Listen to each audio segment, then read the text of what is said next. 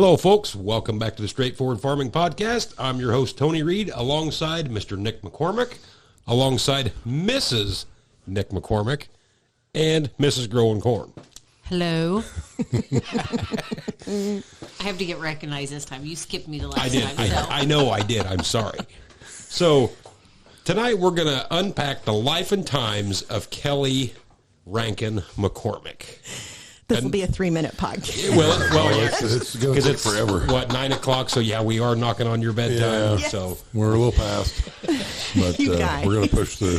Yeah, Louisville Farm Show. Everybody asked Nick, where's Tony? Everybody asked me, what are you doing up still? It's 8:30. In her defense, she did stay up late Thursday I was night. up till 2. Yeah. I stayed up till 2. did you really? I did. Yes, she did. How long did that take to recover from? Oh, the next She day I texted did me the take a next nap day. as soon as I got She's like, home. got home at 1:30, just woke up. And I'm not a napper, but yeah, I did take a nap when I got home. Farm Show will bring that out of you. Yes. Okay. So where do you want to start? Do you want to start clear back at the beginning? How far back do we want to go in this deal? So I don't know. you did come from a farm, Tell right? us about did. kindergarten. Yeah. I did. I was raised in Mason County, Manitou, Illinois. Corn and soybean farm when I was growing up. By the time I was 8th grade, high school, we were about 90% irrigated. And so that brought in the specialty crops. So by the time I graduated from high school, it was green beans, lima beans, peas, sweet corn. So on your seed own corn. family farm? Yes. That's really? Yes. Okay. I didn't realize that. Yeah. So I grew up with irrigation and doing that. And that was a neat experience. It was great. Yeah. Loved it. One of 5 girls. And so I my feel dad- so sorry for your dad. my dad always said that he never wanted a boy. All of our neighbors had boys, and he was like, "Oh, good Lord, thank you for my girls." And so, but we worked just like the boys. I mean, I field cultivated, chiseled, all of that. We had 2 towable irrigations, and every morning at 6 a.m. had to go out and move them to the. And where did you fall in lines out of the 5? I was the second. You was second out of 5. And your names all started with K, right? Yeah, Karen, Kelly, Kimberly, Corey, and Kendall. Right on down the line. Yeah. Yep. What's he snickered about? I'm not saying a word. I'm just here. Is this where? Because I know Nick's kind of wanting to put you on the spot. Should we put him on the spot Sure. too? Go should we ahead. So which one's your favorite sister-in-law? I mean, do we go this far? No. Well, Karen is the original Karen, but I love her. She is the reason Karens are called Karen. Gotcha. Like, love if your you, meal's Karen. messed up, she's the one that's getting it comped by whoever. Got it. But I love them all. And how many of them live in Minnesota? 3 of them. 3 of them. 3 of them live in northern Minnesota. Wow. And so how did they, 3 of them end up there? That's kind of weird. Got lost, couldn't read a map, ended up in Minnesota. Sorry, go ahead. And you know our beef with Minnesota. They didn't vote They for didn't Reagan. vote for Reagan, it's an so immediate yeah. strike. So my dad had always loved the cattle more than the commercial grain farm and vegetable farm. And so when our land, which was just sand, honestly, sand, but the irrigation, the specialty crops made the land prices go up quite a bit. And so in the 90s, he sold the farm and bought a cattle ranch in upper Minnesota. Oh, And so your dad lives in Minnesota? Yes. Oh, I thought he still lived here in Illinois. Nope. Oh, He's up see, in I'm learning all Minnesota. kinds of stuff here. Yeah. So my 3 younger sisters met their husbands up there, and they all live in the same town. But now, and maybe you mentioned this. I was busy talking. How old were you when he moved to Minnesota? I was in college. And so were the younger ones? Did they go to school in Minnesota, or was everybody out of school by the time he? My younger sisters, Kim, the third one, was in high school, so she stayed down here and finished high school. She lived with my older sister Karen and my brother-in-law Chris, who bought part of our family farm. Okay, gotcha. And so Chris's family farmed just a mile or 2 south of us, and so we just always joked around that Karen wasn't necessarily the love of his life, but more of Investment. convenient investment. Yeah, perfect. He was true. like, here's a Madly man love, with but- 5 girls, and I'm one of 4 kids. Where am I going to go for this? Who in their right mind would want to move out of Illinois? I mean, because I think our winters are hard, and they're Yeah. not. But why would you want to go north? I mean, my heavens. Well, they do have nice summers. But ain't there mosquitoes? And There it's is. Big enough to pick you up. Yeah. Yeah, They're like I small just- birds, eagles. Nick whatnot. has a hatred for Minnesota. I love Minnesota, and I have to More say of a the joke little than a real town, hatred. the little town they live in, it's a lovely little Scandinavian nice. town. It's like the 1950s there. I mean, great group of people. You know, what part? North, south? they are just west of Bemidji. So north yeah. and west. Okay. Yeah, northwest. 80 miles south of Couple Canada. hours from Fargo. Oh, wow. So, yeah, they're way up. They're 80 yeah. miles south of Canada. I'll be dang.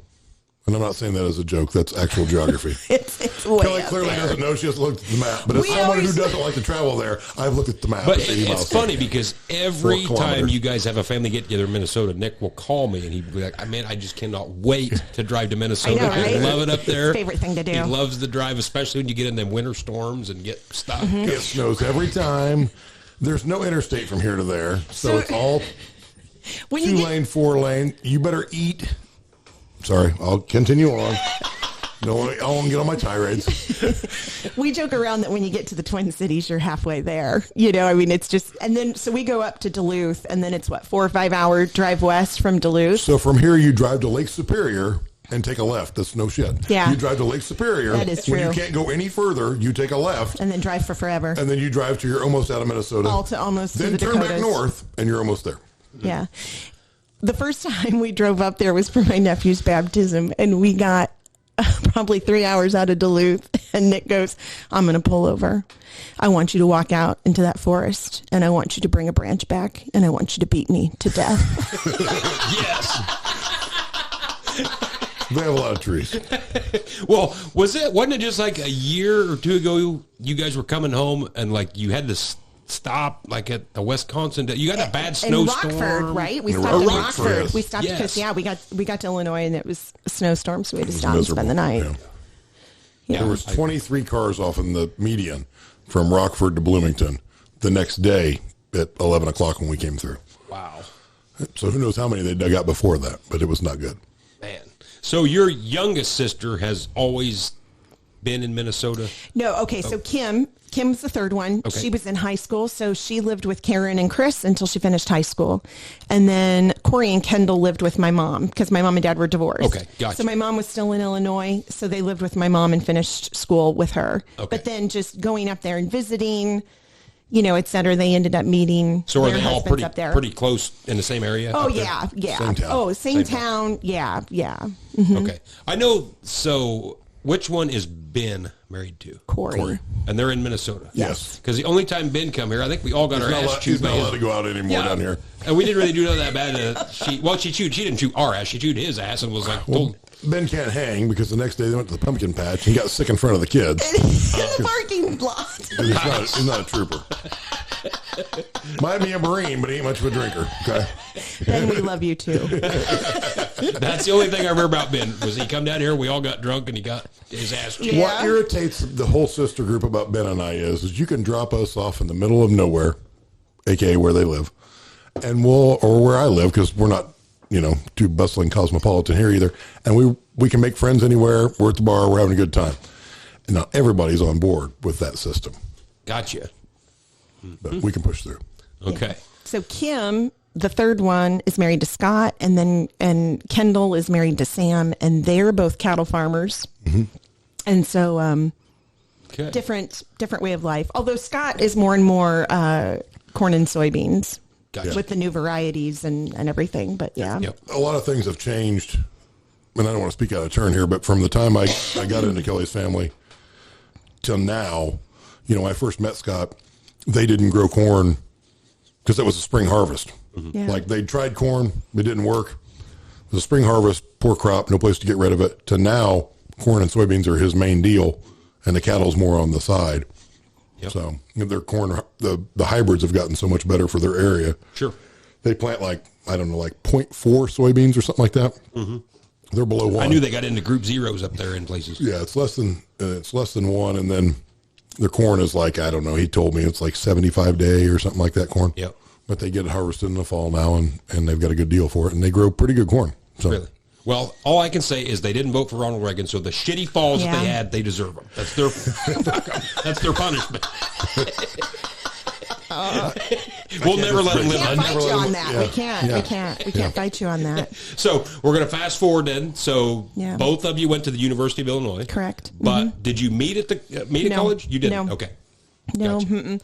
we actually met. So I graduated and went on to work for Deere, and I had an intern 1 year, and she was married to one of Nick's friends, and we were at the U of I for homecoming, Yep. and we were at the same party and met each other there.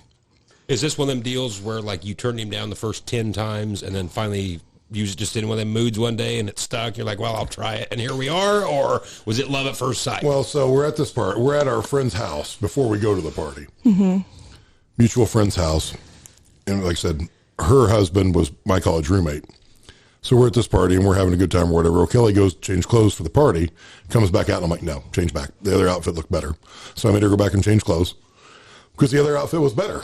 Yeah, just being honest. It obviously was. And then we talked a lot at the party, so on and so forth. And then you took it from there. Were you like immediately pissed when he said that? Were you like, No, it didn't like strike a nerve? Like, no. who's this guy? No, not at all. No, that doesn't bother me. Not at all. No, but so we dated. Do I tell them the story or You no? tell whatever story you let's want to hear tell. it. We've had enough beer. Let's hear it all. You tell whatever Hell, story we'll you tell want our to tell. stories. We don't. Yeah, go ahead. So we dated for probably 8 weeks or so. Something like that. Something like that. And but I was not in the mood for anything serious. And I told him over and over that I just really wasn't in the mood Him for and I used to something get that serious. a lot from women in our younger days, and we knew where it was heading. Yeah. The mutual friend, I think she even told him, she's like, don't get serious with Kelly. She keeps her running shoes pretty close by. And so one night we were in Bloomington and he's like, I think I'm falling in love with you. And I said, I think you need to put your shoes on and go home. So I put my shoes on, went to my buddy's house, and we went out that night because he didn't live very far from there. I'm like, I called him. I'm like, hey, what are you doing? He's like, nothing. Get ready to go to the bar. I'm like, hold on a second. I'll be to your house in about 15 minutes. And we didn't talk for a while. But I knew, I just really wasn't, I honestly was not in that frame of mind. I just didn't really want anything serious. But I knew he was a good guy. I knew that he was a really great career guy. Kelly at that time. She saw your Milwaukee collection. She's like, I know. This was prior to Milwaukee. But you know how mixed relationships are. Her being Deere, me being Case IH. Yeah. There was a wedge there we had to get past. Yeah, it was a lot to work through. Yeah, it So- was. It was. But yeah, no, to give him props. I knew he was a great guy. I think because we lived like 2 or 3 hours away. So the first weekend he came up for us to go on a date, he brought his church clothes to go to church because he had to stay at my place. I had a townhouse with a walkout basement. There was a bedroom in the basement and everything. And he brought his church clothes Nobody to go puts to church. baby in the basement now. Come on. Yeah, What do I we? did. Kelly does. Kelly puts baby in the I basement. was fine with the basement. It was fine. Yeah. And so anyway, and I was like, I really, really appreciate you bringing your church clothes, but I have a lot of friends that I go to church with and I really can't introduce them to you yet. Not after the first date. But You gotta admire I this took guy's notes. commitment. I mean, I know. You were He turning was- him down left and Left right. and right. So like it was the first date or the second date. Her phone just keeps ringing off the hook. Her cell phone. I'm like, it's not really my cell phone, but like somebody needs something. Well, I had gone to bed. Yeah. He was awake down in the basement Shocker. watching Shocker. TV. She went to and bed. I'd gone to bed. And so my phone is ringing over and over and over and over. And I'm in bed. And so he answers my phone. It's like 1 a.m. He's Yeah. down in the family room in the basement watching TV. And it's my sister Kim, the third one, married to Scott. And she'd been at a party that had kind of gone south in substances that she wouldn't want to be a part of. And needed a place to stay. And I'm like, yeah, come on over. Yeah. I'll unlock the door. I'm down here in the basement by myself. Come on in. He's like, this is Nick. I'm Kelly's date. I'll go unlock the door Yeah. for you. So I get up in the morning and go down to the basement, and Kim and Nick are just sitting watching TV together. And I'm like, How did you get here? And why are you here? How did this Who let happen? you in? Nice. The phone rings. I got to answer it, Tony. That's just who I am. Exactly. You was keeping this guy up. Well, Yeah. it rang like 100 times. Like clearly somebody needed something. Right. Something's wrong at that point. Yeah. Yeah. Yep. Exactly. Yeah. So he's in with the family right out the gate. yeah, he was. I was in with Kim. I wasn't with anybody else. Just Kim. Okay. So did you have to work the angle and tell Kim like, hey, put in a good word for me? Or No, that was no. No, I didn't have to. But we stayed friends. So we were like, it was probably 3 years, wasn't it? After we had Dated broken the up. first time. Dated the first time. Somewhere in there. Yeah. Well, that would have been fall of 02-ish. I don't know, but it doesn't matter. Yeah. But anyway, we stayed friends, and that was back in the Instant Messenger days. Messenger, yeah. So I would, at work, at that time I was up at corporate, and I would go get my lunch from the cafeteria and go back to my desk, and he had just gotten done eating lunch, so we would spend the entire hour just IMing each other.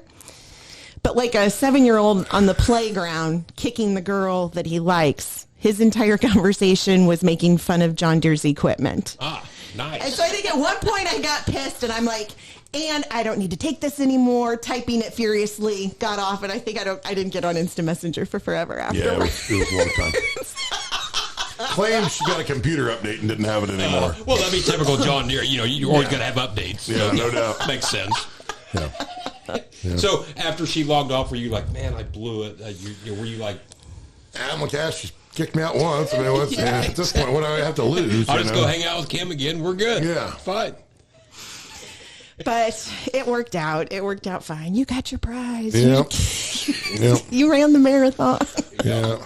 So fast forward to years later, she's at a conference and had a few cocktails. He's like Ross, 9 years later. He had her. Yeah, exactly. Exactly. She's at a conference. She keeps power dialing me, and there again, the phone keeps ringing and ringing and ringing. And I got to answer. It'll make somebody need something. It was her. So, yeah, I answered. And then we moved forward from there. Yep. I remember the first time we ever met you. That was a rough. Well, actually, I guess I should back up. So, I didn't meet you guys till you got married. You were at the wedding. Yeah, your wedding. Me and Carolyn had just started dating. Yeah, but your wedding was the first time I ever seen you in person because I'd go into the shop and Ferd would be like, "So have you met Nick's imaginary girlfriend?" No, I haven't. He's like, "I haven't either.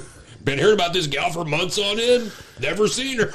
That was like way early in the deal. Yeah, it was early on. But so it all worked out. But your wedding was the first time I ever saw you, and she didn't get to go to the wedding. We just started dating, But I could confirm it then. I could tell everybody, he truly did have a girlfriend. He's now married. Yeah. You're good to go. But the first time we ever met, things got a little sloppy. I had to call in sick the next day to work. It was a weekday, and the next day I was like, I'm an adult. I am a grown adult, and I'm calling in sick. And I think I told Nick, I'm like, they're not friends. Friends would not do this to me. It was fun. I made it to work. It was fun. Yeah. I did too. I made it to work. I did not. Did not. Keep in mind, she worked from home. Exactly. This was pre-COVID working from home days. Yeah. Back when it was new. Exactly. Just couldn't pull it off with this equipment. Okay, so hold on, wait, time. I'm going to interject here. So, my grandma owned the local restaurant, and Nick and his dad and brother would come in and to eat all the time. And so I actually met Kelly weeks prior to their wedding or whatever. And I remember when she came in, it was like all the hubbub in the kitchen. They were like, does Nick have a girlfriend? Is that Nick's girlfriend? And I was like, I think she is. You people act like I never have a girlfriend. I had girlfriends. I just never brought them around. But you never brought her into the restaurant. And we were like, there's a girl with Nick in the restaurant. This is serious. Kelly's the only girl I ever brought around. I really should have spent more time down here because I find out afterwards that it's weird that he had a girlfriend, and I should have investigated that in so many ways. I never brought any of them around necessarily. What were you hiding? Nothing. My family. So we went up to the wedding, but we do got to backtrack. Okay. You worked for Deere and Company from when to when? Okay, from graduating from college. Okay. So, Deere, I'll tell you this. This is kind of maybe it's not a fun story. So, at the time, this was late '90s. Deere had sales branch offices all over the U.S. and Canada, and the Columbus branch out of Ohio and the Kansas City branch would come to the U of I and interview.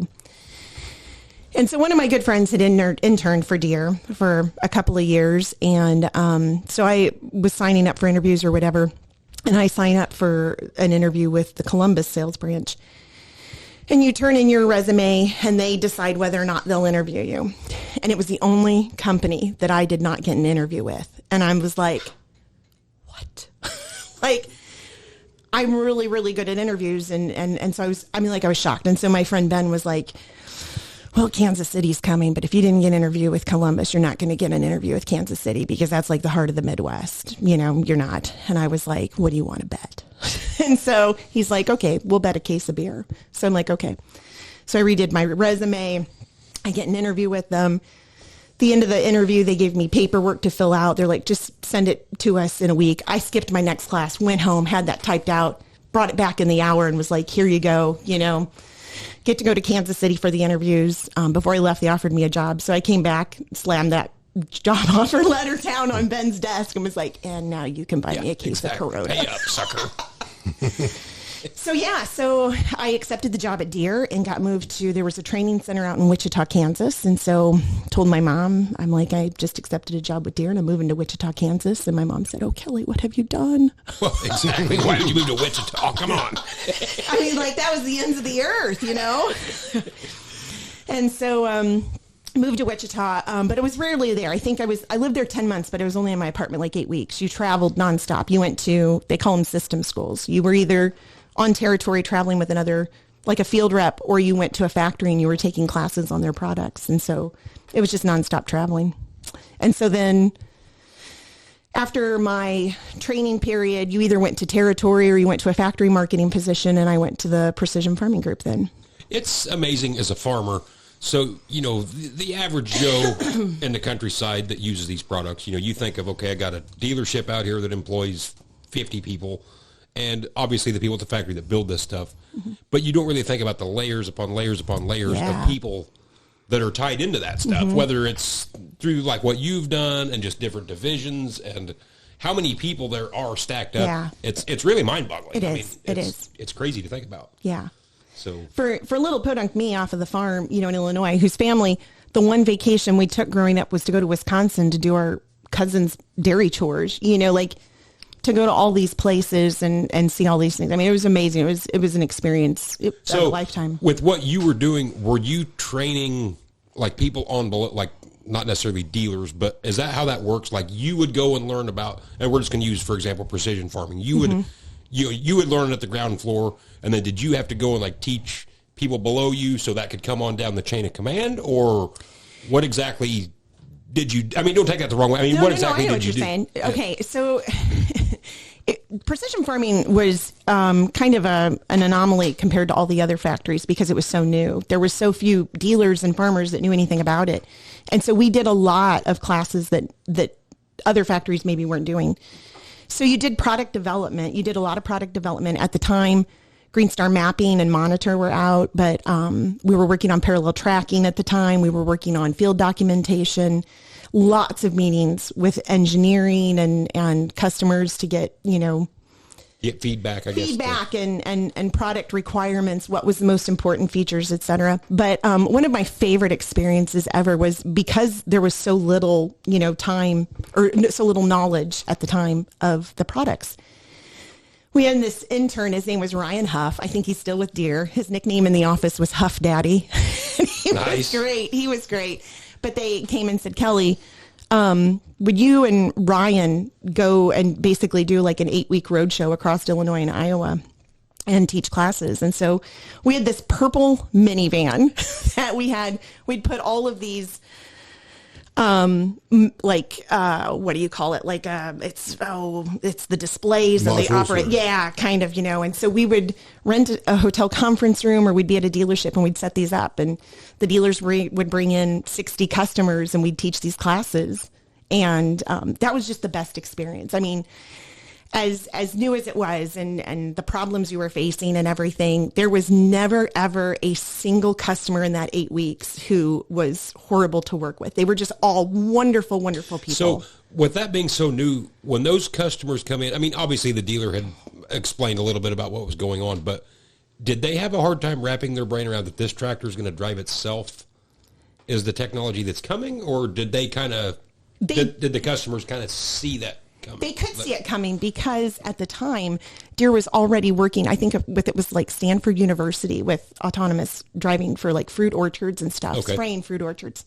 And we would, at the very end, we would talk about the future of precision farming and just the research that was being done. And that was one of the fun parts, is just to talk about it. It was real fun because I would always start the class. I would say, I would pick a farmer and I would say, okay, we're gonna build your dream operation, and we were basically setting it up in JD Map. And you always had I'd be like, how many acres do you want to farm? And these guys are like 10,000 acres. And I'll never forget. There was this little, like 75-year-old man, and I'm like, tell me, how many acres do you want to farm? And he's like, 100 acres. He's like, 100. He's like, that's really all I want. I just want to have a little bit of fun, you know? And I remember, too, there was this older couple, and I would make them go around the room and introduce themselves and tell me about their farming operation and everything. And there was these two older guys sitting there, and they introduced themselves, and he's like, well, I'm 65, and I'm basically the hired man. I'm still waiting for him to retire. And the guy next to him was like 85, 87 was his dad, you know, and so we get to the 87-year-old, and he's like, yeah, I'm his dad. And he's like, well, I told him I knew we would see 200 bushel corn in my lifetime. He goes, I can't retire now. This is just getting fun, you know? Oh, God. And so just some really, you know, just spectacular people. That is kind of crazy to think about, you know, our generation, and we don't even think about it now, that, you know, we were the first ones to start this. To see whole, you know, tractors driving themselves and whatnot. And I can't imagine having to teach that, or, you know, we call them like the call centers nowadays, like Sloan Implement has one if you got AMS problems. I mean, could you imagine running that the first year that was open, the phone calls that you would have got over? How do I turn this on? Exactly, just over anything and everything. Yeah. And I'm glad they did, because, I mean, that's put us where we are today, but I can't imagine some of the conversations that them guys had to have. It's come a long way fast. Yeah, I mean, thinking about it. And really, the funny part was, like, for us, we were never scared of it. And in fact, in our particular area, right where we farm, we were the very first ones to have it in our area. And we weren't scared of it. You know, we talked to a few people that had it, and this is what it's supposed to do, and took it to the field, and it did it. And there was really no hiccups, no issues. It worked great. I mean, and it's, you know, we've all talked, once you start it and get on it, if I have to turn the steering wheel now, I'm done. How many of our friends, because we were fairly early adopters on some of that, how many of our friends, why, by God, if I got to, can't drive your own tractor. I'm not even going out there, and it'll never pay on a small farm, this, that, and the other. I can think of one guy in particular who has bought thousands and thousands of dollars worth of it now to put in every little tractor he's got. Yeah. Because he has to. Yeah. And I'll admit, you can't live without it now. When it was all first very, very new, I was of that mentality that, well, if you can't drive your own tractor, you don't need to be farming. Who the hell do you think you are? I want to pull a lever, smack the throttle. I'm doing it all myself. And after you get one of them on a fairly nice tractor, you're like, yep, not turning the steering wheel anymore. I don't care if I'm bush hogging, cutting a ditch, anything. Now I'm like, Kelly calls, I'm like, hey, I need you off the phone. She's like, why? I'm like, well, I was in the middle of a movie. And do you have anything important, or did you just call to talk? Because this thing's driving itself, and I was watching some movies. But yep. So you were on the ground floor of what we know as Green Star AMS back in the days. Today, so. I remember when field documentation came out, and we had at one of the intros this thing for all the dealers and field reps to go through, and they were on gators, and we had golf balls made with the Green Star emblem on them, and we'd give them golf balls, and we'd have them go out and drop the golf ball anywhere on this course and mark it. And then they had all these other things they had to go do for field documentation. At the very end, they had to go back and, you know, on the receiver say, okay, go back to that spot. And it would take the gator back there, you know. And so when we were moving to our new house 3 years ago, we were going through so many boxes in the basement. And there's this box that's like 3 foot by 2 foot long. And I'm like, I have no idea what this is. It was on in the storage room, you know. Open it up, and there's like 1,000 Green Star golf balls. Yep. I'm like, oh, I think we kept a couple boxes of them, but the rest of them we took to Goodwill or something. So how long do you think that stuff had been in testing before it actually got released? I mean, are we talking like the late 80s? I have no idea. I would not be able to say. I honestly couldn't. And I couldn't either. Honestly, I don't think it was that long. I think that came across pretty quick. Did it? I didn't know if that was one of them deals. That's my gut instinct, but I think it developed pretty fast. And of course, Deere, correct me if I'm wrong, they immediately paired up with NASA as far as satellites, which was a genius move, in my opinion. I mean, they've done it longer than anybody. Yeah. And I'll still go to my grave, and I'm not brand loyal. I mean, I think most people know that I don't give two shits about John Deere, but I do feel like they have the best AMS software, ease of operation. No comment. It's I think it's the best out. It's very user friendly. I have no issues with it. I don't know. I don't know shit about the Case IH. It looks like a giant clusterfuck from what I've been around it. Maybe it's not, but fine. Nothing wrong. The Deere is very, very user friendly. So kudos to whoever come up with it. I think it's easy. A lot of that's what you grew up with. Like my brother and I, started at the same time on that. But he prefers one thing, and I preferred something else. In neither one of them's case, I ate your deer. Right. If you're talking third party. Right. Because I had more experience with the one, he had more experience with the other, just from our jobs and what was going on. Mm-hmm. I can run his, he can run mine, but it's kind of like Apple versus Android. Like, it's whatever you start on the path with that you're most comfortable with. Yep. And I've been out in several deer things, and there are some features of theirs I like. And there, I've been in a fence. Theirs is completely different from anything I've been to, but it works really, really well from what I was around it. But I had very limited experience with it. A lot of it's just what you grew up with and what you learn early on. Because the first thing you learn, it's hard to kick that out, right, and go to something different. And I guess I should clarify by saying too, as far as the deer, I like it from the ease of I don't have to push 19 buttons to get to where I need to be. I can go from my screen to set an AB line and back to my screen in like 3 pushes. Where some of these, it's like 5-6 pushes, and you got to drive 160 feet. And I get why they do some of that, but the deer, you drive 10 feet. I mean, it's just fast as you can push the button. You're going.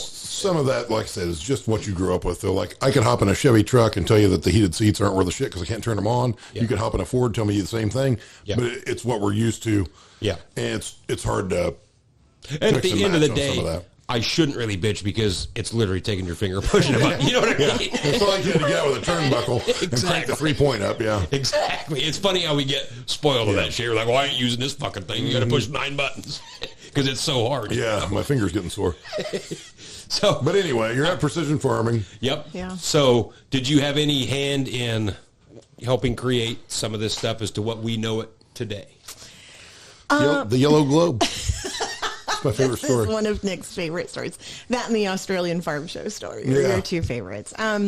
So I probably the most devious thing that I did that maybe contributed to a decision at Deere was you better get this so everybody can see it. So I was there when the Starfire receiver was being developed, and so we had this big conversation in the marketing group as to what color should the receiver be. The old one had been orange.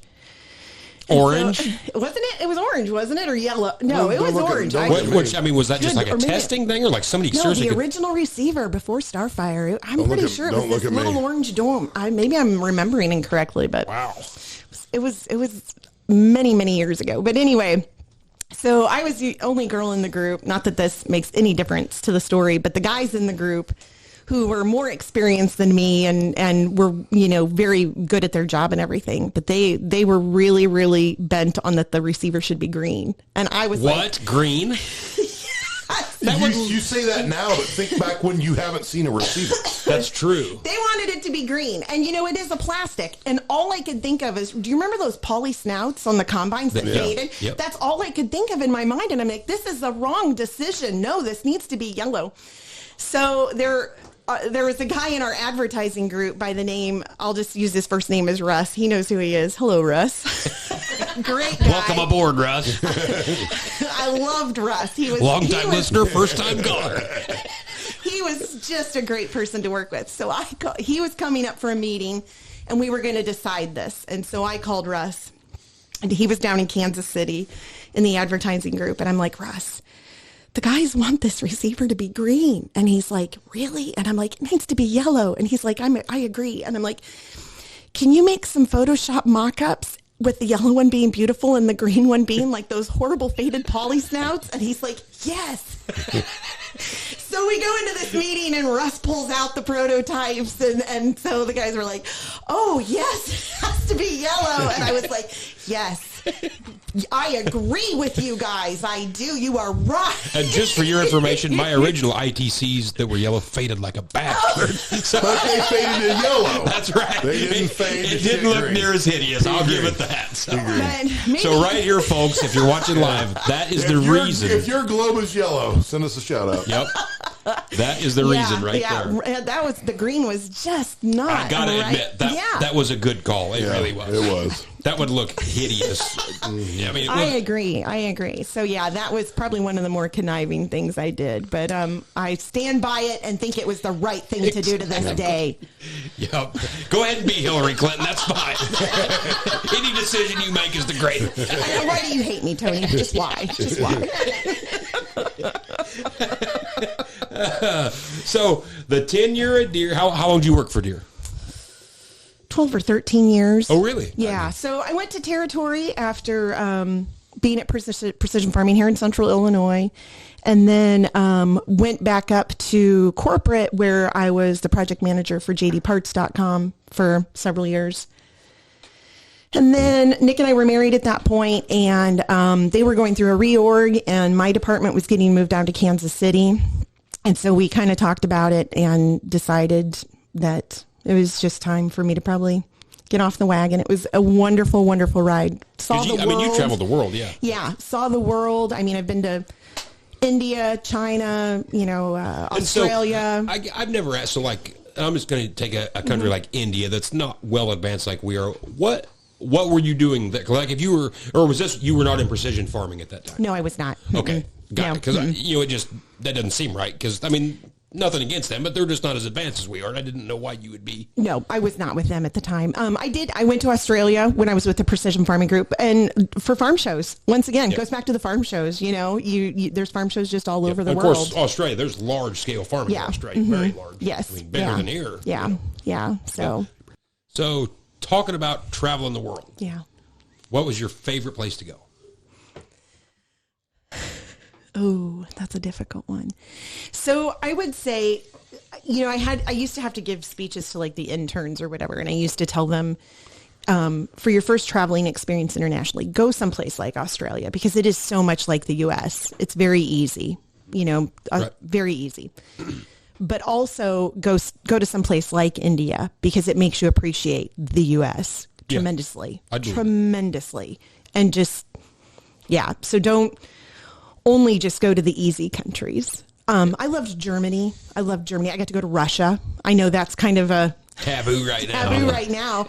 I love Russian history. Carolyn will tell you I am a ball. I know everybody is making fun of me for going to sleep early.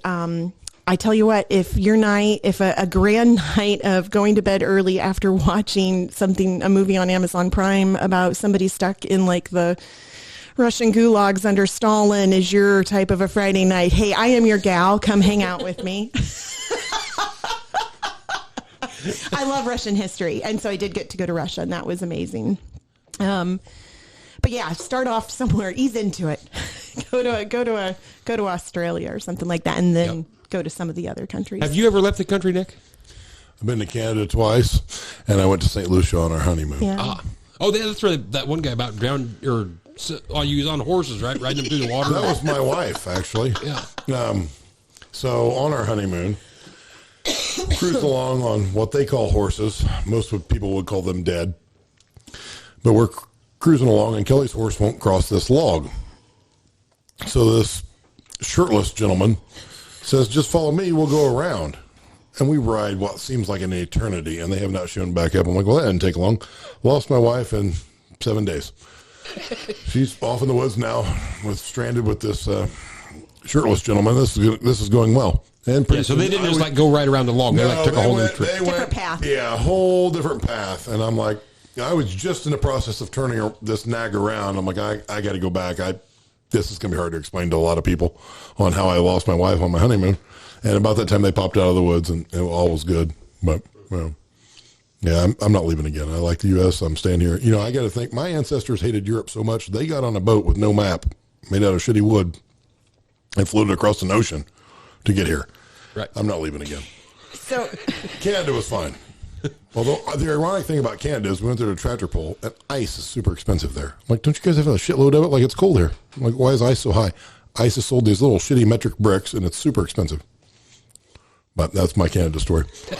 Ice is expensive there. So when we fly into St. Lucia for our honeymoon, it's dark. And so for the first 4 or 5 days, all we see is the resort. And everything's beautiful at the resort and perfect. It was okay? It was nice.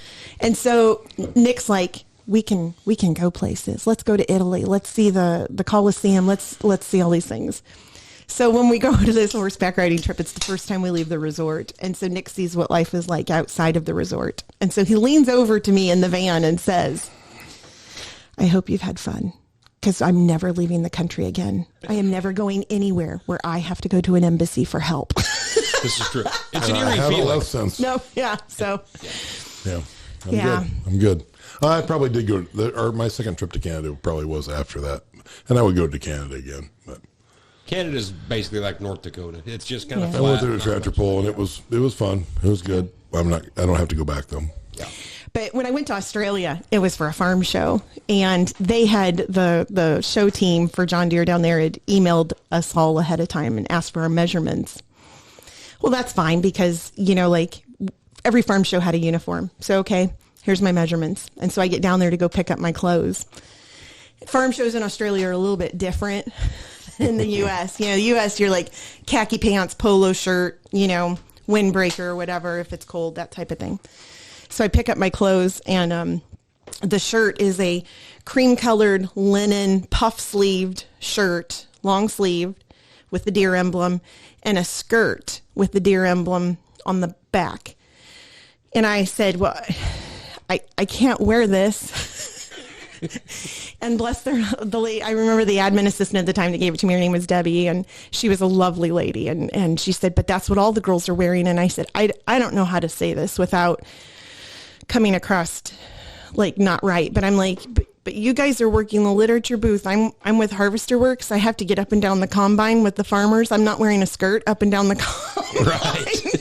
Ladder. It's a popular thing going on there. If you're not careful. They got a line a mile long to get in this What's combine. the deal with this? It's like a Fringe of the Nerds. Are these pies good? Like, We're exactly. We're have to be quiet. Gleaner's going to be catching on to this. He's selling more combines than anybody.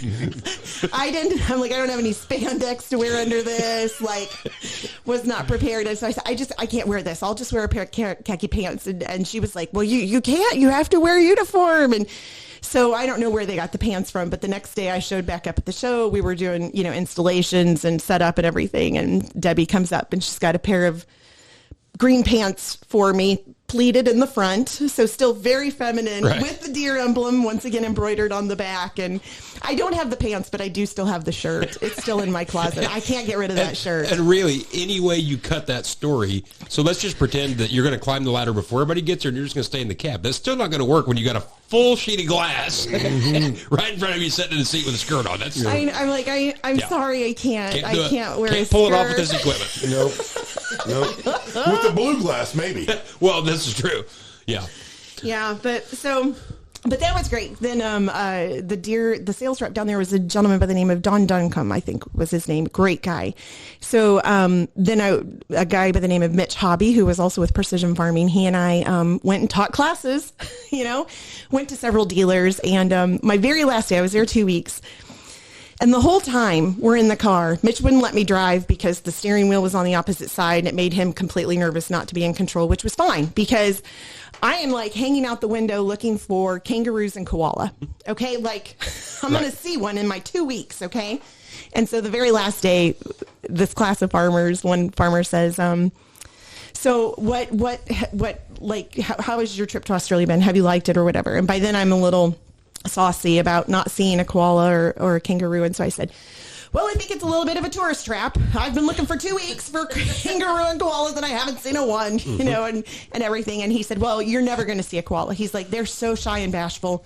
If you live here your whole life, you might see one or two, and that's it.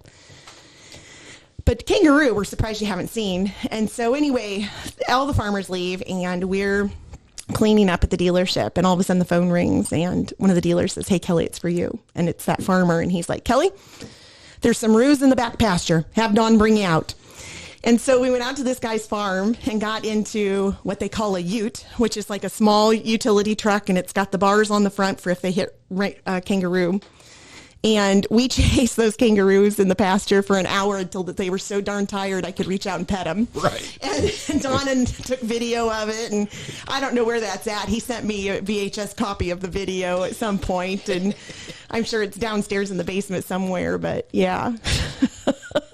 Yeah, I've always wanted to go to Australia. I think it would be really, really cool to go over there. There's just so much cool stuff. But I'm not big on the big poisonous snakes that they've got. Yeah, that's bad. I want to say, I'm trying to think of what area of Australia that was.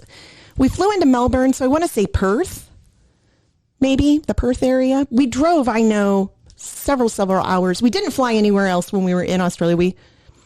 We drove there, and it was Don Duncombe's sales territory. So, and I think he was in Perth, the Perth area. So, yeah. There's a Luppy on the line right now. So like a Sunday Zoom meeting. Yeah, he was on. We were all on a Zoom meeting. It was Saturday night here, Sunday morning there, and he was just driving around in his ute. Yeah, and we're like, hey, we want to see some kangaroos. He's like, no problem, And he takes off driving. It took him about 15 minutes, and finally he's like, oh fuck, there's a whole flock out. Yeah, and goes. Yeah, he's driving over these. Yeah, it was a funny. We were laughing so hard. Running over kangaroos. But he told me there's like, and I'm not going to get the numbers exactly right, but it's like 46 million kangaroos and 23 million people in Australia. I mean, it's an ungodly amount. They're deer. They're a menace. They hate them. Exactly. They hate them. Yeah. But when we were chasing them, there was one that was a mom, and at one point she stops and dumps the joey out of her pouch. Yeah, out of her pouch. And I'm like, did she just? And they're like, yeah, they dump them to lighten their load so they can get away. And I'm like, great. I'm like, excellent motherly instincts there. They're like, well, she'll come back and get him, maybe, But I'm like, wow. A kangaroo is basically a giant rat that stands on its back feet. Is all it is. Yeah. They're kind of nasty. Yeah, no doubt. Yeah. So, you've been to Russia, Australia, India. China, Hong Kong. Oh, you've been to China? Yep. Hong Kong? Really? Yep. Everybody I've talked to that's been to China talk about how dirty it is. I mean, like literally, just the air and just everything. We were on farms, and so really? So you weren't really in the. We were, we stayed in Hong Kong and then took the bridges and everything. How big were some of the farms in China? I don't even remember. I mean, but it was like BTOs, like we would have. I mean, yes, yeah. Yeah.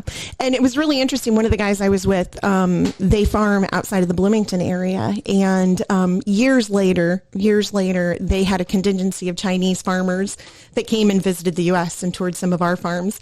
And they show up at his farm and get to talking. And it was one of the guys that had been at that Chinese farm. Like he recognized Ken and was like, hey, you.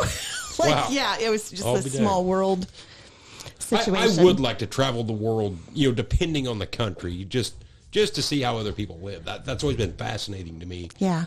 That's why I always liked Anthony Bourdain's show. I didn't care about the cooking. I just like to see the cultures and the way other people live. Yes. Because it is mind-boggling how they do stuff that, we wouldn't even dream of doing. Yeah.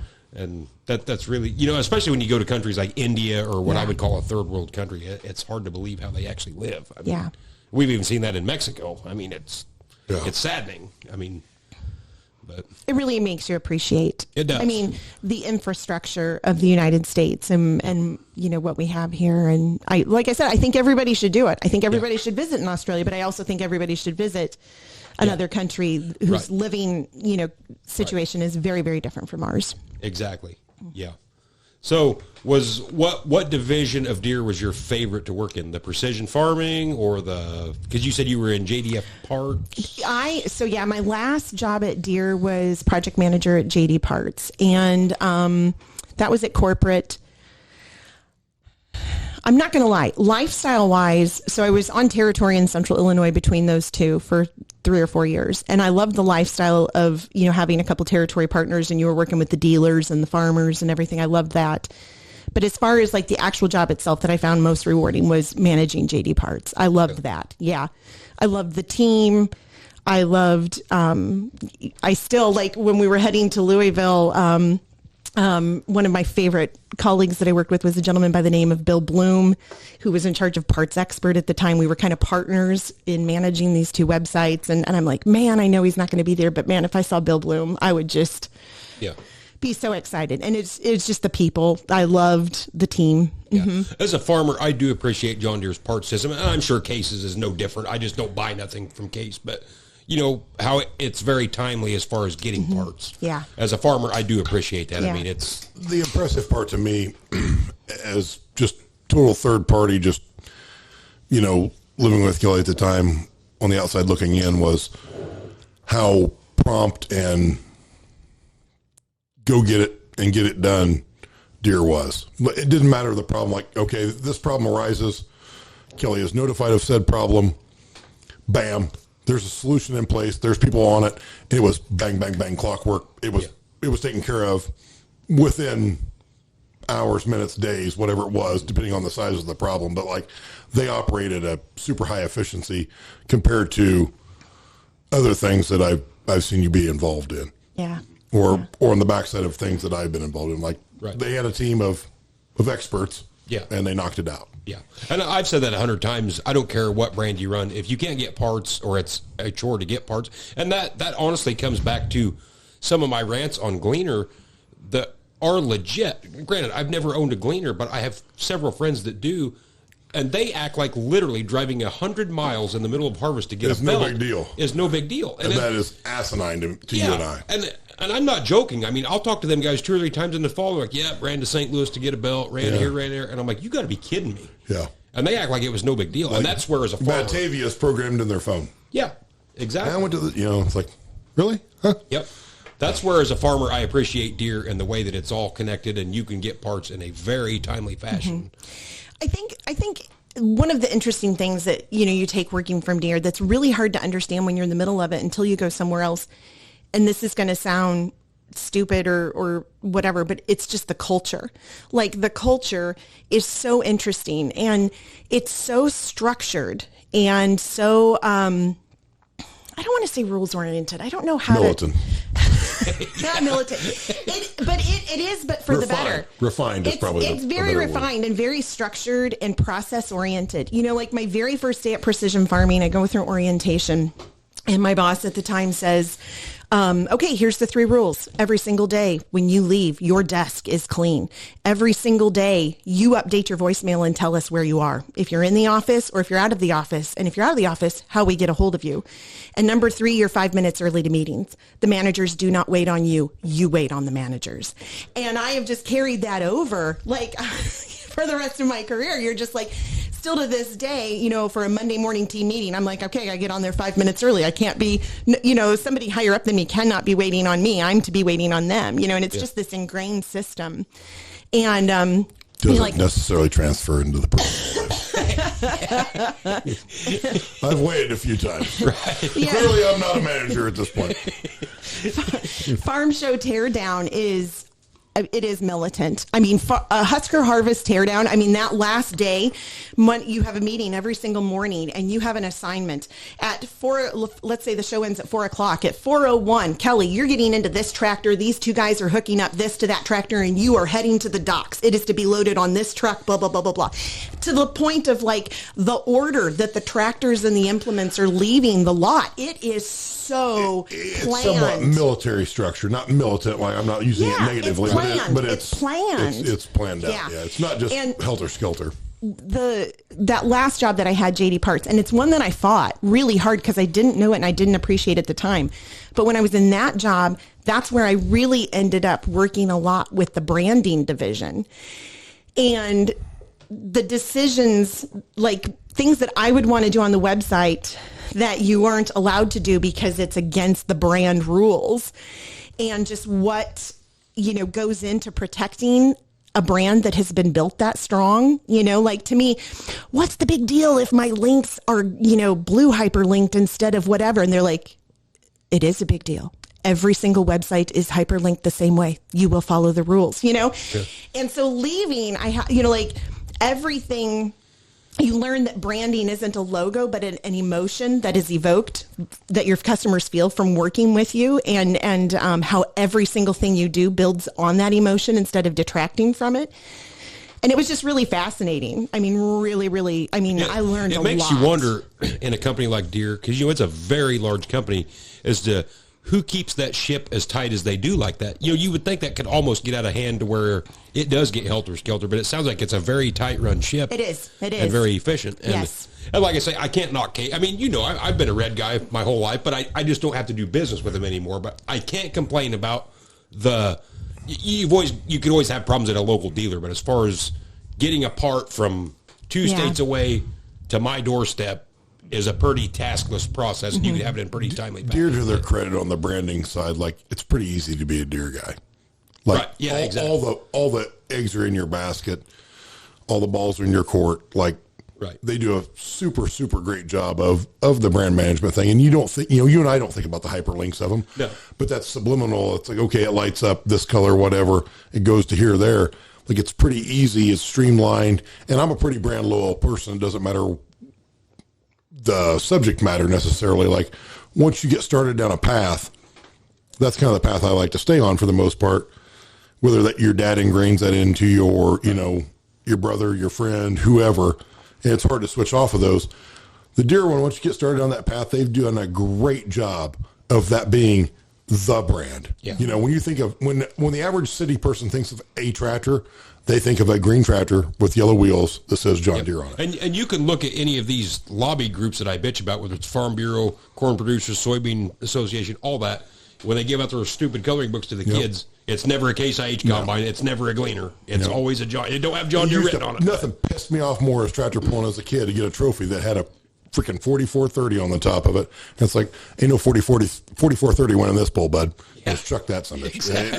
That ain't what it is. But they did a good job, and that was the image of the tractor. Right. It truly is a company that sells itself. I mean, it truly does. You can go anywhere, and people will recognize the emblem, the merchandise. Deere, Nike, and I'm not a Nike guy anymore, but you got your main staples of American companies at one point in time, Budweiser, whatever, on down the line. Brand management's a big deal, and Deere is masters of it. And you can see why they've protected that brand the way they have, haven't let it get. Just think about Ashton Kutcher wearing that John Deere hat in the Punked show. Yeah. What'd that make them? $4 billion. Right. You could buy that hat in every mall in America 2 weeks after that. Right. And you honestly see why they don't reach out to people like me that are on TikTok. And rightfully so. I'm not knocking them as a company. I understand why they run it that way. They've been very successful. And who am I, a nobody, to say, well, you need to be sponsoring me? That's not right. I mean, I understand why they do that the way they do, and they've been very effective and very good at it. Yeah. And I got to commend them for that. I mean, you could put an IH emblem on a coat and walk into New York City, and nobody's going to know what that is. Not have a clue. You could put the Deere emblem on a coat, and you would get at least somebody if you just pulled a random person and say, what is, and they would know. If you can't find a person that has a yard big enough to need a lawnmower, they probably got a John Deere lawnmower. Yep, exactly. Not because it was the best lawnmower, because it was the most notable lawnmower they could find. Right. But it might have been the best. Probably not. They probably copied it off somebody else. But anyway, back to life and times of Kelly. There you were in your puffy skirt and your with a Deere emblem on your behind. If Deere called you back today and said, hey, we want to offer you a job. You don't have to travel. You're not living out of a suitcase. You're going to stay here pretty local in the Midwest. Would you go back to work for them? I don't know. Yes. She bleeds green. I assume you grew up running John Deere equipment. Oh, we did, yeah. And no, that's not necessarily true. They grew up running red. When the 80s hit and farming was shit, they had to switch to green. Oh, no, tell this story. Okay, so their dealer closed. Gotcha. We did have an IH or two on our farm growing up, but your dad grew up primarily red. Yeah, but when he switched to John Deere, we kept just one or two IH tractors, and those were the ones that we let Grandpa Rankin drive because he always ruined them and got stuck. He's like, we're not going to let Grandpa Rankin tear up the new stuff. We're going to let him tear up that old piece of crap. Long story short, the acoustics in a Soundguard cab lend to Kelly's voice. You can sing out as loud as you want in those. The acoustics are better. That's true. I'm telling you, Reba and I singing fancy in a Soundguard body cab. Oh my gosh, I could hit every note. Whitney Houston and I will always love you. Yeah. My one time I was I don't even know what I was doing in the field, discing or something, but we had those old FM radios, and so I had my cassettes set up off to the side, and I was just a singing fancy as loud as I could be, and the FM radio, I guess, kind of fell over and hit the tip of a cassette, and so I get down to the end, and my dad's standing at the end of the field with his hands on his hips. And I can tell, I'm like, well, it's a little early for lunch. I wonder what's happened. So I pop out, and he's like, I'm like, what? It's a little early for lunch. Are we stopping for lunch? What? And he's like, Kelly, the entire neighborhood has heard you singing fancy at the top of your lungs. Because they were all on the same channel, which is weird for me, having FM radios. The closest person that I knew to us was 30 miles south of us Right. with the same signal. So, Right. like, if we were both at Effingham, we could talk. Right. But they didn't hear us otherwise. No. Yeah. What's the point of an FM if everybody else is on? In their neck of the woods, It it's like a wasn't CB radio. No, it wasn't everybody, but there was like was a 5 lot. or 6 It was a lot. families on Really? the same channel. Yeah. Yeah. So yeah, I did a lot of singing in the tractor. So anyway, you're at jdparts.com, Yeah. and I drag you down. So right after we got married, Yeah. she gets offered a position in Germany. Yeah. And I'm like, go. And she's like, what are you going to do? I'm like, Right here. What I'm doing Was now. this like a Friends yeah. episode? Did you get off the plane? Did you get... yeah, I'm like, go ahead and go. It's fine. Send the checks and I'll be fine. And she's like, yeah, I don't know about that. That doesn't seem like a great plan. But anyway, Literally, so my very first boss when I moved to Wichita, Kansas, was a guy by the name of Todd Zahner, great guy. And he always told the story whenever we would see each other at meetings for the next 10 or 15 years. He's like, very first day, Kelly has not been a John Deere employee for an hour, and I'm giving the speech of this is what we're doing, blah, blah, blah. At the very end, I say, any questions? And Kelly shoots her hand up and says, how do I get an international position? And I was vying for it like any opportunity I could. And so we get married in December, and in January, my boss calls and says, hey, they have a position open in Germany and you've been requested for it. And I'm like, I just got married 30 days ago, you know? And Nick, bless his heart, I mean, he's like, I know you want to do this. And so if you want to go, we'll figure it out. He's like, we'll visit each other, you know, whatever. And I'm like, no, not the right decision for a new marriage. Not the right decision. So. Look at that. Before she couldn't get rid of you fast enough. Now she can't you're leave. stuck. Now Yep. she can't leave. 30 days with me, she's like, I got to stay. Yeah, exactly. This guy's awesome. I got to stick around. Yep. Can't beat that, I tell you. So, why does a company like Deere, so we've got our American 9870 John Deere combine, but the one that they send to Brazil is the same design, but it looks totally different. Why do they do that? I have no clue. You're at, I couldn't. Now, I want couldn't answers, answer. damn I'm it. sorry. I did not work in that You were what, the division. vice I was- president, and you can't tell me? Yeah, no, I was like the vice president of the peons. You know, like not even. I couldn't think it's answer all that. based on how that country's set up and their needs and wants. I mean, you can still buy a 2388 in China, Right. you know, but it's not the 2388 you Yeah, get because here. I know some of them countries you can still buy a new, pretty small combine. Some of those countries have a huge supply of labor. They have to mechanize a little just because, but they don't want an X9. Right. They Exactly. want They want people- everybody to work. They want everybody to work. Yeah. So anyway, we're at the end of jdparts.com and Yeah. we're moving forward from there. To what? To what part? What do you Well, want? your life have- continues from yeah, there. have I you mean, I had- realize, it's Deere, but your life continues from JD Parts. Did you ever go to work for any competitors or anything like that? No, I did not go to work for any competitors. What? I didn't. Nothing. Continue your story. I didn't. So I went to go. I worked for a recruiting firm for a couple of years after leaving Deere when my group got moved to Kansas City, and then I went to go work for GSI. I took the marketing manager position at GSI. So I was back into manufacturing and selling grain bins instead of tractors, and so. Is that what you're saying? Because I was there when AGCO bought GSI Yeah. out. So yes, I did end up working for AGCO. But you didn't work like on machinery. No. Gleaner combine. No. Well, no. they're both galvanized. Too. Well, yeah. So tell me, you're an AGCO employee. Were they using the same GSI grain bin sheets to make the Gleaner combine? Is that It's the reject grain bin sheets. They just pound them in the combines.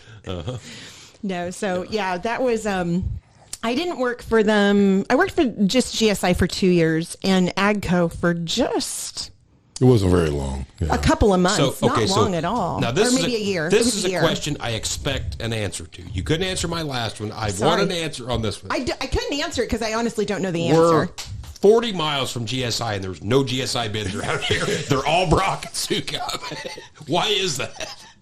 I've asked this question 1,000 times, Tony. I'm not saying they're bad bins, They're great bins. I would love to own one. but there's just none around here. Are you looking to open a GSI dealership, Tony? I have contacts. I could put you in contact with them. No, I think I'm good in the grain bin department. Don't No, I need mean to- you want to open up a dealership. No, all right. no. Don't believe so.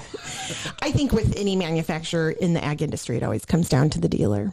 Probably. And so that would just, Which, yeah, I mean, I don't even know where a GSI dealer is. and Well, there you go. So we have GSI dealers here.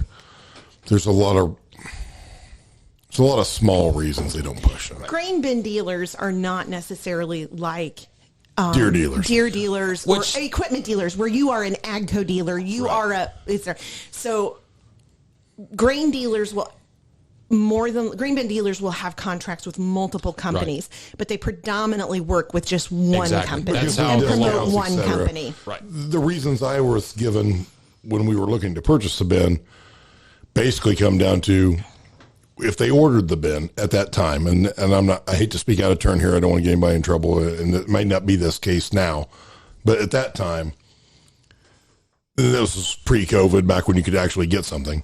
If GSI had that bin in stock and they ordered it that day, they had to take delivery of it. Well, they had no place to store it. They couldn't put it up that day because the concrete hadn't been poured, et cetera, et cetera. Whereas some of the other manufacturers had warehousing or whatever, and they would deliver it the day that it needed to be put up as it needed to be delivered. Right. And that was the main push in our area at that time. Because we were so close to GSI, if they ordered it that day and it was available, they're dropping it off tomorrow. Right. They had no place to store it. Which that was the reason I was given. And that's what always threw me, because it's like, okay, I'm a grain bin dealer, and I can deal in Sukup, Brock, and GSI. These aren't Ford pickups. There's not many options to a fucking round metal tank. But essentially, you were a Ford dealer, a Chevy dealer, and a Dodge dealer all in one, which almost never happens around here in the Midwest. Yeah. Yeah. But I don't know. I just always wondered that. Don't see many. I think you see a lot of big commercial GSI bins, really big ones, but as far as on farm. And if you get 50 miles from here, sure, it's all GSI. Yep. For the most part. Maybe we should start a GSI warehouse for the guys that are in between. Yeah, the in between. I'll build a shed. You can drop it off here. I don't know. I used to be married to the marketing manager there, and I couldn't even get one for a swimming pool. So ain't that something? It's unbelievable. My brother asked at every family dinner, "Hey Kelly, I'd like to have a bin for a swimming pool." Response was the same time every time. Me too. You know how these salesmen are. They never call you back. Never get back with. So anyway, you're at GSI. They switched to AGCO. Yeah. Moving forth from there. Yeah. So do you think AGCO will run it in the ground? Like they do with most short line companies that they buy. Tony. Well, I'm just being serious.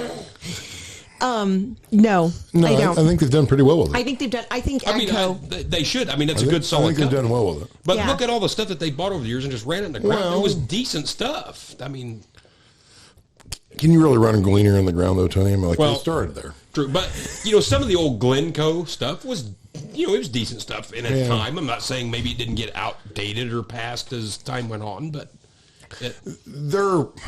so one thing I'll give AGCO credit for, one is they always make money for the most part, and two, their outlook on farming in the last, and I, once again, in no way an expert, and this is complete bullshit because that's what I deal in, has changed dramatically in the last 10, 15 years, and their approach to things is different now, and they are successful, and they're going to continue to be successful.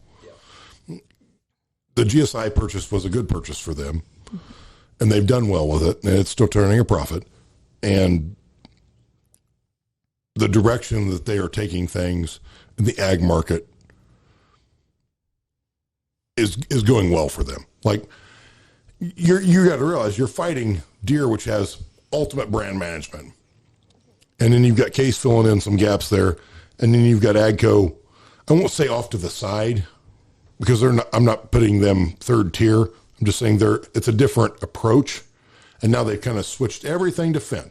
They're bringing everything Fendt around the corner because I think they kind of realized the Massey name, kind of like Dodge said, hey, you know what? We're not going to call these Dodges anymore. We're calling them Rams. AGCO's kind of doing the same thing. Like Massey worldwide is doing really well, but Fendt is our premier name, and we're going to transition everything to that and come around the corner. We're going to blindside you with some really next level shit. Right. And they're doing good with it. Yeah.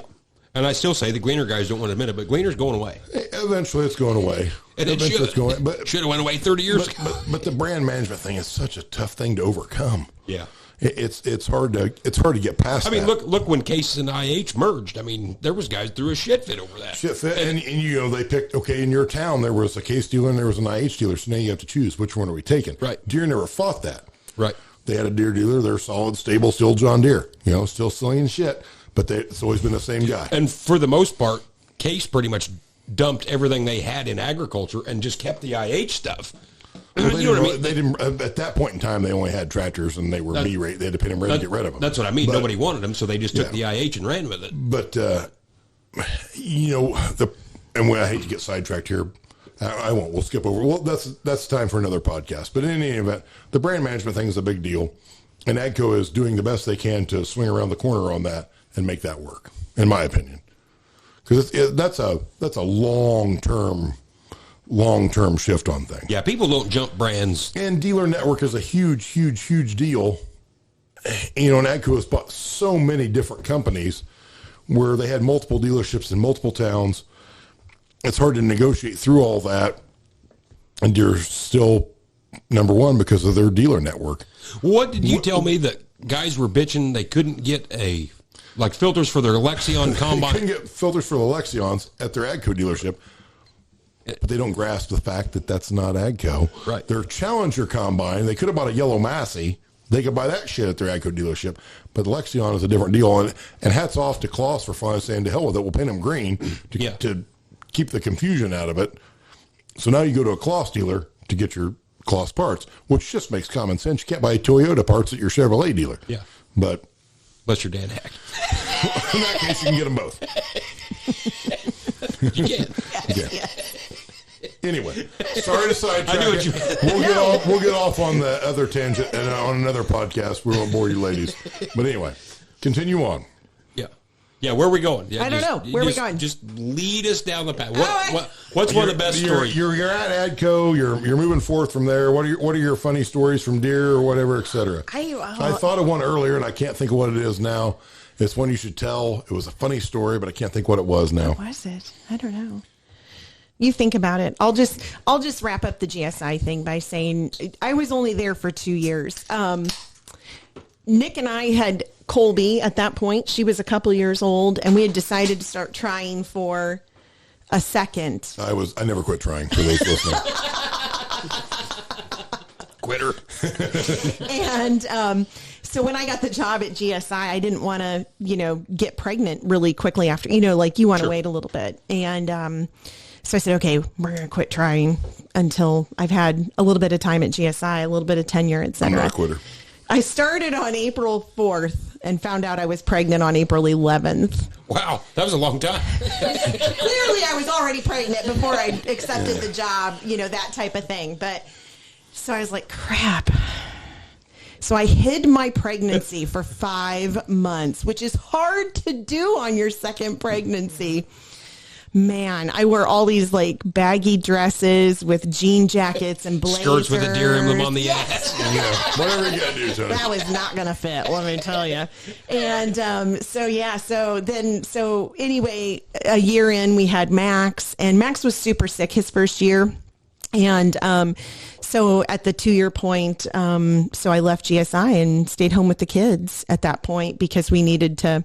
Carolyn was the babysitter, the best babysitter ever, but he could not, his immune system just couldn't be around other kids. He was just sick constantly with RSV, constantly, 2 weeks out of every month.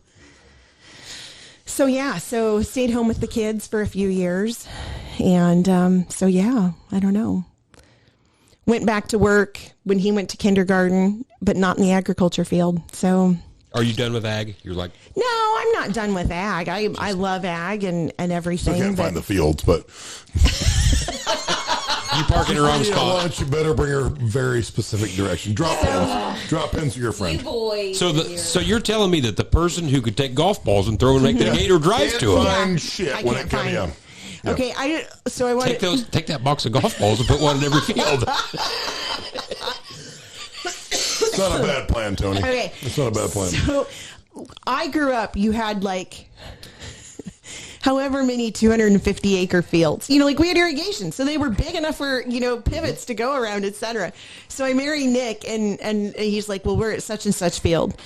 And there's 917-acre fields, and I'm trying to find them all the time. There, I'm gone. Right.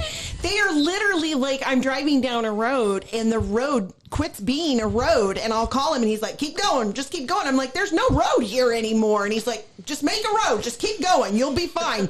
Drive another half mile, and you'll see me, And so, yeah. Yep, you got a farm down here in the sticks. We just We're blessed with good land like them dang northerners. Yeah. Yeah, we have soil. They have sand. That's true, we do. God provides our moisture. They have to pump it out of the ground. So I'm we good have with it. unlimited supply. Yeah, you think for now. Wait till they shut you off. Yeah. Yeah, wait till they shut you off. Every time you get in your car up there, there's sand in your floor mats, and you're like, I did not go to the beach. Why is there sand in my floor mats? No. The big joke in our area is it could rain 3 inches in the morning, and we're still going to turn the sprinklers on in the afternoon. Yeah. Couldn't do it. Yeah. I'm out. No, you got no choice. Yeah. Not much in the corners there. Yeah. So what's it like planting green beans? Oh, like how do you do that? I mean, would you like normal planter, or what do you use? What do you? I can't even remember what would. Whoa! Hit the microphone there. Sorry, Easy. got No, a you're little good. crazy there. I can't even remember. It was long. Like we're talking 30 years ago here, so I can't even remember how they planted them. But I will tell you, this was the super fascinating part: is that I was there for harvest. And that was really fascinating because they would come in and they'd say, "You're scheduled to harvest the beans tonight. The pickers are coming in." And they're like, put 2 inches of water on and have a tractor here.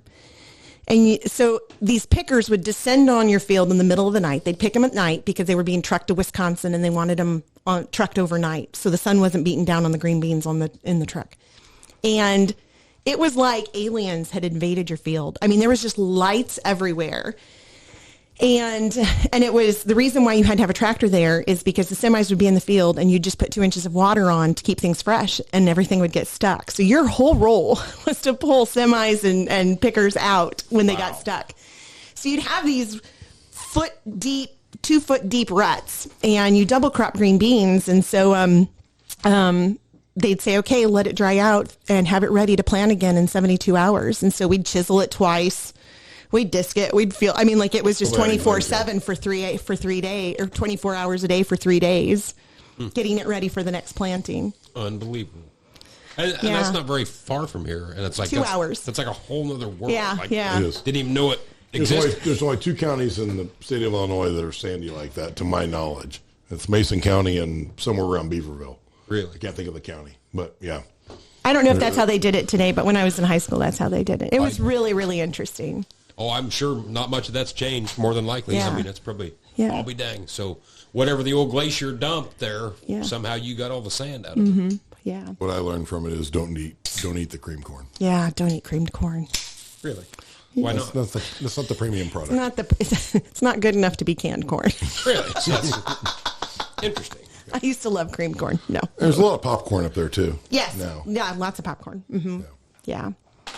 Yeah, I remember one summer I played basketball in high school, and we had a row of peas next to our house, and there was, volunteer corn. So my dad hired my best friend Aaron and I to go out and get rid of the volunteer corn. And that summer, the boys' basketball coach had asked 2 or 3 of us if we would do summer camp with the boys, which we thought, we're a big deal. We're a big deal. Oh my gosh, it was the hardest I'd ever worked in my life. Holy shit.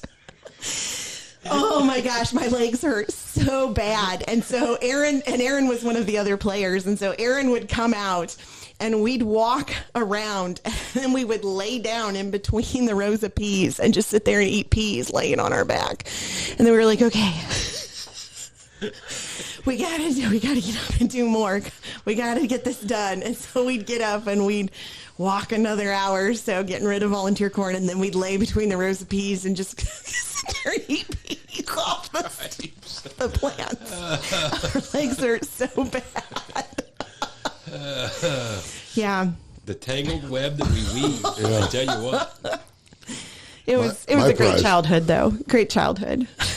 Yeah, that's funny because I never realized they grew stuff like that. Yeah. That close to home. Yeah. I mean, We never heard of that when we were kids. I've never seen an irrigation I didn't hear pivot. about it till I met Kelly. Yeah, I've never seen an irrigation pivot up close around here. I mean, Hop in the truck. They got a bajillion of them up Yeah. there.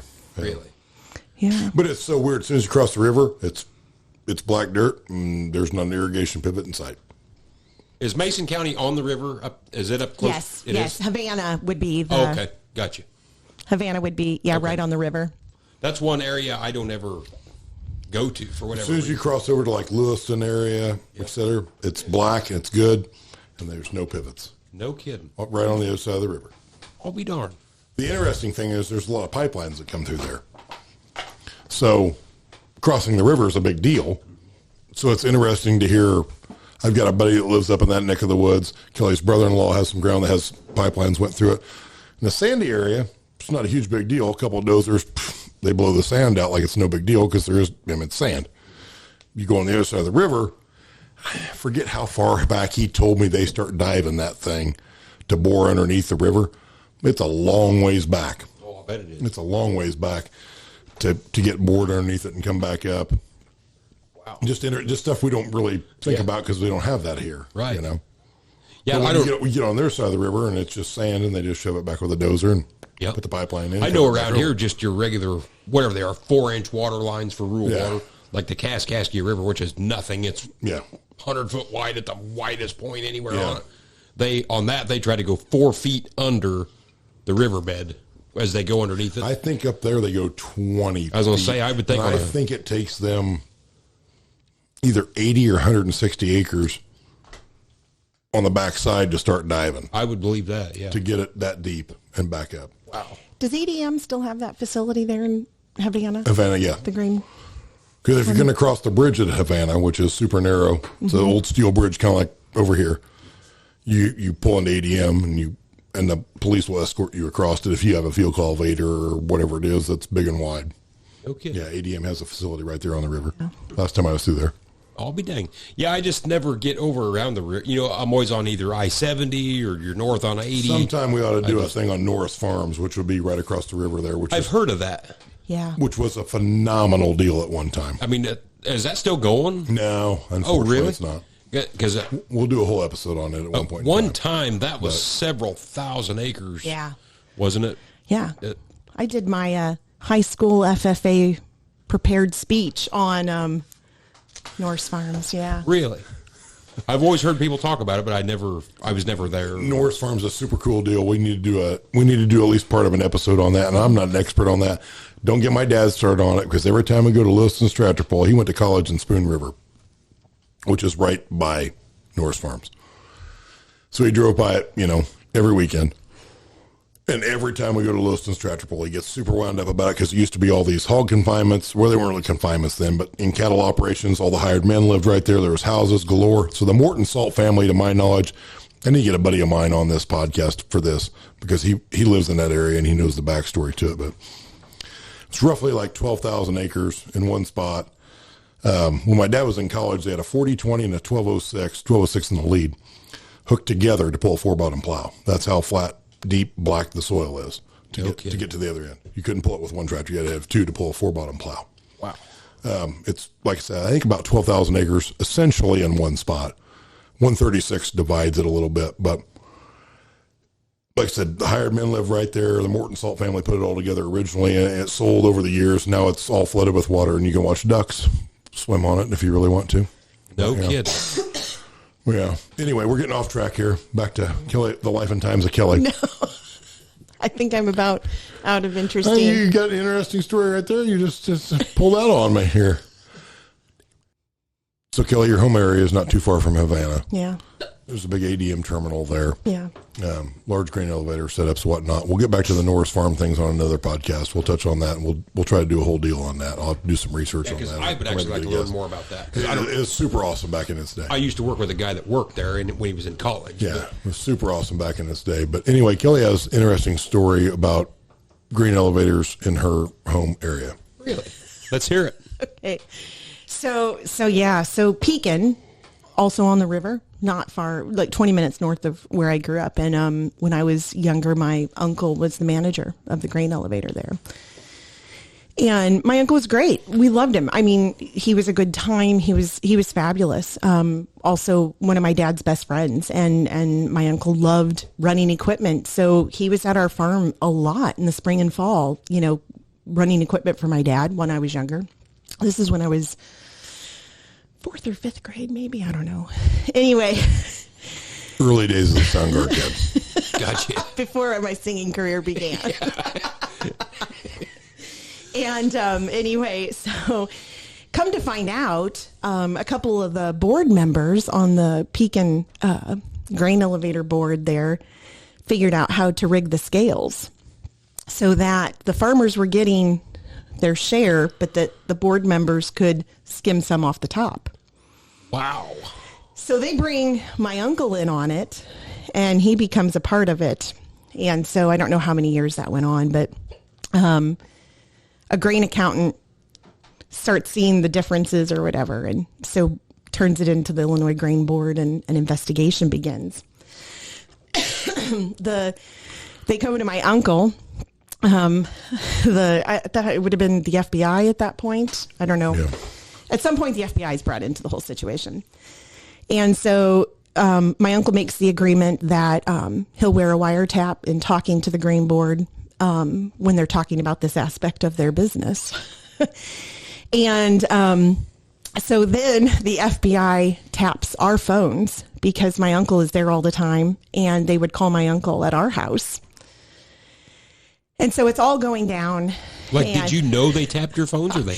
I don't know that. I was young enough. Maybe my dad knew. I'm assuming. I don't know. I don't know Wow. that. I guess I should ask my dad that question. So anyway, they our phones are tapped. My uncle wears a wiretap, talking to them and everything. The guy who is in charge of the whole thing realizes that it's going down. So he fakes his suicide on the Illinois River. There was like a Hardee's or something right there in Pekin near the river. He leaves his car with like his wallet and everything in it and makes it out like he's jumped into the river and killed himself. Well, he had a farm in Brazil, so the FBI thought that he had escaped to Brazil. And I think they tried to find him there for a while. Anyway, they find him actually in Louisiana, and he commits suicide before, like literally like when they're at the door. So like really commit suicide. Like really commit suicide this time. Is for real. Yeah. Before that all happens, though, before they find him, they actually do a segment about this, trying to find this guy on America's Most Wanted. So America's Most Wanted comes to Manitou, films scenes like in the parking lot of the Catholic Church and everything. Yes. Wow. Like, big deal. They got it all together. Yeah. Like, I see why your sisters went to Minnesota. they're escaping. No.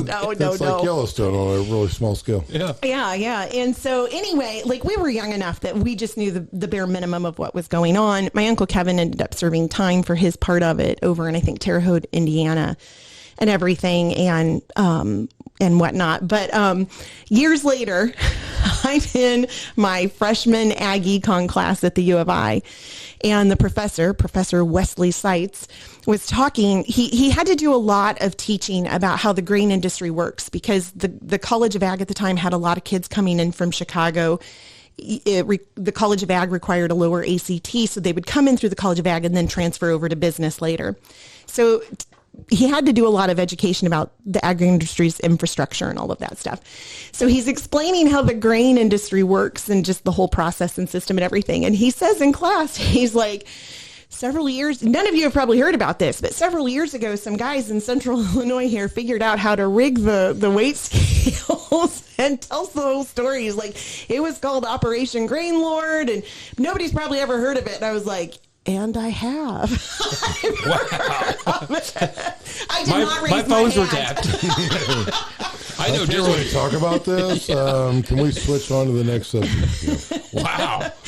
But yeah, it was, I was young enough that like, yeah, I just got the very top layer of it. I probably, it's something I've just never really sat down and asked my dad a ton of questions on, but maybe I should. I don't know. It was one of those things like years later, it doesn't really come up in conversation when you're dating, you know? To me, it's kind of creepy for you as a child, like the FBI was in your house and tapped your phones and you didn't even know it, or did they tap it with your dad's permission? That's kind of weird. I don't know. I have no idea. I just know that they were tapped. Rotary phone days. That's when you're putting the lug in the like receiver. they had to have, right? They had to have come to the house. I don't know. Wow. Yeah. That's but weird. I remember the phone calls. I can remember answering the phone and the guy is saying, hey, is your Uncle Kevin there? We're like, yeah, he's out in the shed. I'll go get him, you know, and running out to the shed and being like, Kevin. We need to FOIA these tapes. I want to hear your wife. Unbelievable. Yeah. How do you go about presenting that to somebody? Because you don't know if they're going to go for it or not. So it's like, how do I present to this guy that you want to get involved in some fraud with me? You know what I mean? I know. That's got to be a very awkward conversation, because what if he don't go along with it? Now we've just exposed the whole thing. Right. Yeah. So I think it was very much so like, well, never mind. I was thinking more from the FBI's point of view, like, hey, we know this is going happening. You can be either for us or Right. against us type thing. I wasn't Right. thinking about actually from the grain board members' right.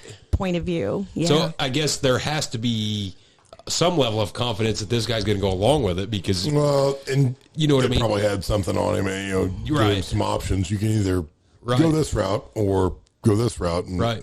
one road is not a good path. right. Yeah, that's weird. And it always makes you wonder as a farmer, are you getting a fair shake? I mean, you have no idea when you roll across the scale, and I know the vast majority of them are on the up and up, but there's no way you They can get prove tested. it. They get tested pretty regularly. Right. Yeah. A buddy of mine, that's his actual job, is he tests those scales, Right. and moisture meters, etc. Right. But obviously it can be done. I mean, But however, I've never checked his driver's license to see if his weight's correct. If exactly. he's lying on that, he's lying on the scales. I'll have to ask him. Exactly. Scott, you know who you are. I'm calling your ass out. No, that's pretty wild. I've never heard of that story. know, right? I Like, mean, I don't even know how many years we've been married that I was telling Nick this, and he's like, these are things that really. Yeah, I really didn't do enough research. Right. When you got John Walsh showing up in your hometown, Yeah. we got a problem. Exactly. But there's a whole laundry list of things I didn't ask in advance, and to Kelly's credit, she didn't ask me either. We got that engaged street goes both ways. fairly quickly, and here we are. Yep. And through. I never asked anybody around here, like in the 80s, there was obviously some grain elevators that went under. Yeah. And I never really asked, and never heard nothing about it on the street as far as if farmers, lost a bunch of money on that deal or not, or, maybe it all worked out, because a lot of them guys are bonded and insured, which Yeah. I assume they was back then, but I never really heard. On that note, I was just having this discussion the other day, as inputs started to rise, and, I tried to buy everything early. So I was harassing my salesman a little bit about that. I'm like, so do you have all this stuff that I'm paying for? Well, yeah. Well, yeah, we're going to get it. Okay. Well, I'm like, well, what about if you guys go under? Because I got a good buddy of mine, he doesn't prepay anything. Because he's like, what if they go under? Right. That's always been a fear of mine, especially starting out as a farmer, because, don't take this the wrong way, but it don't take very many acres at all to go and have to write a $200,000 prepaid check. No, it doesn't. So he's like, well, back when such and such went under, there's guys down to the last minute trying to get money out of there somehow, some way. They'd prepaid for something. And I'm like, you're not really helping your cause here, bud. Like, I'm getting nervous. Yeah. And they're financially stable. I'm not worried about it. It'll be fine.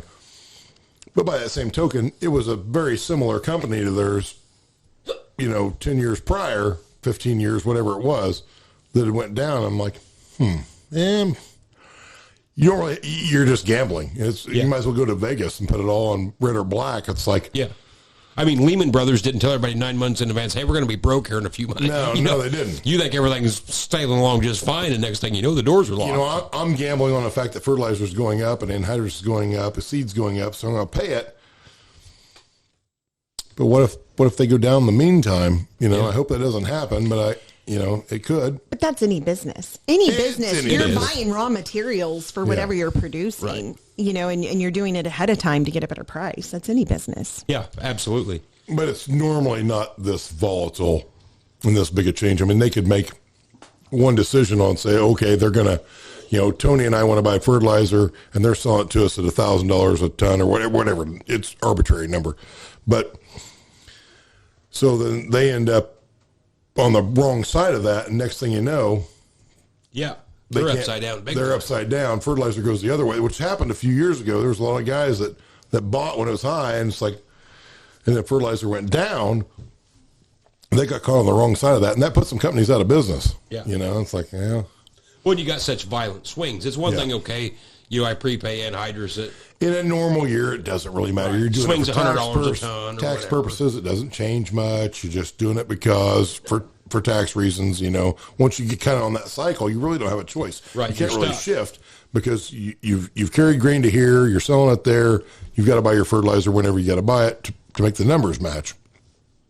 But if they go under, There you sit. bad deal. And not saying that there's some type of bond or whatever that you couldn't get your money back, but I don't know about you. I'm not really willing to wait 5 years to wade through the court process to But do that. by then I'm already under. Exactly. So it didn't do me any good. But I mean, there's 100 different ways to cut that, but it does make you nervous, especially in times like this. Yeah. I mean, when you got anhydrous that literally doubled from the fall price to the spring price. In a matter of moments. And really. it doubled from the summer price to the fall price, doubled again to the next spring. And now our potash mines are all in Ukraine where things ain't looking so rosy and sweet at the moment. Exactly. Look at this labor shortage now. I mean, you're hard pressed to go to Walmart to buy a toothbrush. Yeah. Who's saying that my Pioneer seed is going to be sitting in my shed March 1?